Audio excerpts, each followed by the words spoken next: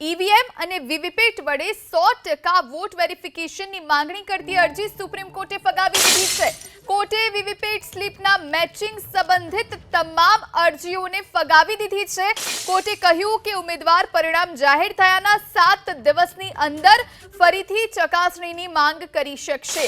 Engineers micro કંટ્રોલરની memory તપાસશે। આ તપાસનો ખર્ચ ઉમેદવારે ભોગવવાનો રહેશે। જો તે ખોટું સાબિત થશે તો પૈસા પરત કરવામાં આવશે। તો ઈવીએમ વીવીપેટ વેરિફિકેશનની માંગ પર સુપ્રીમ કોર્ટે આ મોટો ચુકાદો આપ્યો છે। ચૂંટણીમાંથી ઈવીએમની મતદાન કરાવવાનો સુપ્રીમ કોર્ટે આદેશ આપ્યો છે। બીજા અને ત્રીજા નંબરના ઉમેદવાર अनुरोध કરી શકશે। પરિણામ જાહેર થયાના 7 દિવસમાં ઉમેદવાર તપાસની માંગ કરી શકશે। તપાસનો તમામ ખર્ચ ઉમેદવારે જ ઉઠાવવાનો રહેશે। માઇક્રો કંટ્રોલરની મેમરીની તપાસ એન્જિનિયર કરશે। આ વાત પણ સુપ્રીમ કોર્ટે ટાંકી છે। જો કોઈ ગરબડ સાબિત થઈ તો પૈસા પરત કરવામાં આવશે। તો ઈવીએમ વીવીપેટ વેરિફિકેશનની માંગ પર હવે સુપ્રીમ કોર્ટે આ મોટો ચુકાદો આપ્યો છે। ચૂંટણીમાંથી ઈવીએમથી મતદાન કરવાનો સુપ્રીમ કોર્ટે આદેશ આપ્યો છે।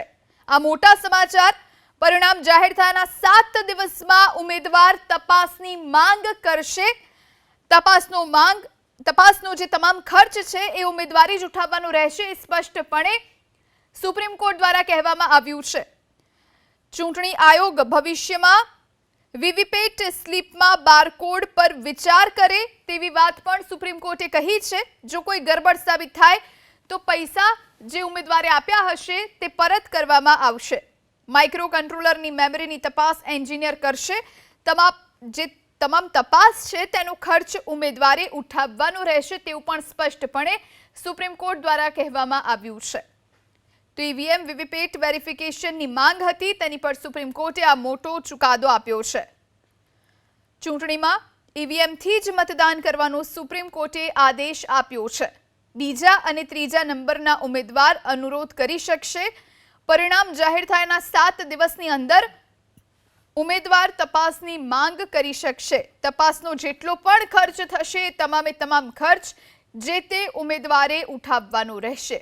સ્પષ્ટપણે સુપ્રીમ કોર્ટે આ વાત ટાંકી છે। માઇક્રો કંટ્રોલરની મેમરીની તપાસ એન્જિનિયર કરશે તેવું પણ સુપ્રીમ કોર્ટ દ્વારા કહેવામાં આવ્યું છે। જો કોઈ ગડબડ સાબિત થઈ તો જે ઉમેદવારે પૈસા આપ્યા હશે જે તમામ ખર્ચ ઉઠાવ્યો હશે એ તમામ ખર્ચ એ ઉમેદવારને પરત કરી દેવામાં આવશે। ચૂંટણી આયોગ ભવિષ્યમાં વીવીપેટ સ્લીપમાં બારકોડ પર વિચાર કરે તેવું પણ સુપ્રીમ કોર્ટે જણાવ્યું છે। તો ઈવીએમ વીવીપેટને લઈ અને આ મોટો ચુકાદો। ચૂંટણીમાં હવે ઈવીએમથી જ મતદાન કરવાનો સુપ્રીમ કોર્ટે આદેશ આપ્યો છે। બીજા અને ત્રીજા નંબરના જે ઉમેદવાર હશે જો તેમને કોઈ ડાઉટ હશે તો તેઓ માંગ કરી શકશે। 7 દિવસની અંદર પરિણામ જાહેર થયાના 7 દિવસની અંદર જ માંગ કરવાની રહેશે અને જે ખર્ચ થશે તમામે તમામ જે ઉમેદવારે માંગ કરી છે તે ઉમેદવારે જ ઉઠાવવાનો રહેશે। वीवीपैट से मिलान हो ये पर्चियों से मिलान वाली मांग सुप्रीम कोर्ट ने खारिज कर दी। सुप्रीम कोर्ट ने सुझाव जरूर दिया है। वीवीपैट की पर्ची पर बारकोड लगाने का सुझाव चुनाव आयोग को सुप्रीम कोर्ट की तरफ से दिया गया और साथ ही जो मांग की जा रही थी कि ईवीएम की जगह बैलेट पेपर से चुनाव करा लिया जाए इस मांग को भी अदालत की तरफ से खारिज कर दिया गया है। साथ ही अदालत ने ये व्यवस्था बनाने के निर्देश दिए हैं कि नतीजों के 7 दिन के भीतर दोबारा जांच कराई जाए। जांच का खर्च उम्मीदवार उठाए और अगर जांच में जो उम्मीदवार की शिकायत है वो सही पाई जाती है तो फिर वो खर्च जो है वो सरकार की तरफ से वहन किया जाएगा। हम सीधे आपको लेकर चलते हैं। हमारे साथ हमारे 2 सहयोगी इस वक्त मौजूद हैं। सबसे पहले निपुण साइकिल का रुख करते हैं और जरा जानते हैं निपुण से विस्तार से बताइए सुप्रीम कोर्ट की तरफ से इस पूरे मामले में क्या आदेश दिया गया है। निपुण। बिल्कुल रोमाना, देखिए सबसे पहला आदेश तमाम जो मांगे थी कि बैलेट पेपर को वापस ले आओ। अगर बैलेट पेपर को वापस नहीं ला रहे हैं आप तो जितनी पर्चियां निकलती हैं वीवीपैट की जब आप मतदान करते हैं वो पर्ची मतदान के बाद वोटर के हाथ में दी जाए और वोटर जाकर उसको एक बॉक्स में डाले और बाद में सभी पर्चियों को गिना जाए, यानी 20 लाख 25 लाख अगर वोट पड़े हैं किसी लोकसभा क्षेत्र में तो सभी वीवीपैट पर्चियों को गिना जाए, इस तरह की मांगे की गई थी। सुप्रीम कोर्ट ने सारी मांगों को ठुकरा दिया है। एक मांग ये भी थी कि वीवीपैट मशीन को पूरा ट्रांसपेरेंट बनाया जाए, बिल्कुल वो कांच का एक बक्सा बनाया जाए। ऐसी जितनी मांगे थी सुप्रीम कोर्ट ने सबको ठुकरा दिया है। सुप्रीम कोर्ट ने कहा क्या है?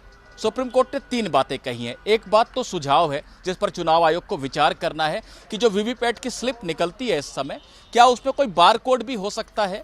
इस पर विचार करना चुनाव आयोग को, ताकि भविष्य में अगर मशीन में डालकर उसकी गणना करने की जरूरत लगे तो मैनुअल नहीं, कोई मनुष्य इंसान कोई उसकी गिनती ना करे, लेकिन मशीन से गिनती को संभव बनाने के लिए तो यह विचार करना चुनाव आयोग को देखना है। ये कोई आदेश नहीं है। आदेश क्या है?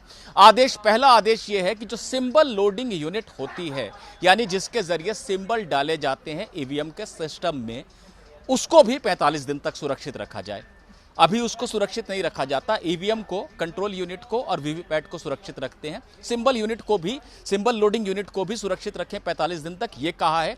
और सबसे अहम बात जो आज कही है वो ये कही है कि 7 दिन के भीतर जब रिजल्ट आता है, जब परिणाम आता है, उसके 7 दिन के भीतर दूसरे या तीसरे नंबर का उम्मीदवार, हारा हुआ हर उम्मीदवार नहीं, लेकिन जो हार कर दूसरे या तीसरे नंबर पर रहा है, वो दावा कर सकता है दोबारा जांच की, और उसमें जो है इंजीनियर जांच करेंगे। एक बर्न्ट मेमोरी होती है कंट्रोल यूनिट की, माइक्रो कंट्रोलर की, उसको सुरक्षित रखा जाता है, तो इंजीनियर जांच करेंगे उसकी। कोई 5 रैंडम जांच होगी। अगर जांच में यह पाया जाता है कि जो आशंका जताई गई थी तो वो सही है, तब तो दोबारा मतदान होगा या तमाम चीजें होंगी। लेकिन अगर जांच में इसे गलत पाया जाता है तो खर्च उसी उम्मीदवार से लिया जाएगा जो कि जिसने जांच की मांग की थी, और जांच का खर्च उसको उठाना पड़ेगा। तो ये सारी मांगे हैं। मुख्य सबसे जो बड़ी बात है वो यही है कि बैलेट पेपर या सभी वीवीपैट पर्चियों को गिनने की मांग सुप्रीम कोर्ट ने खारिज कर दी है। 2-3 निर्देश जरूर दिए हैं जिससे कि प्रक्रिया में थोड़ी और पारदर्शिता आ सके।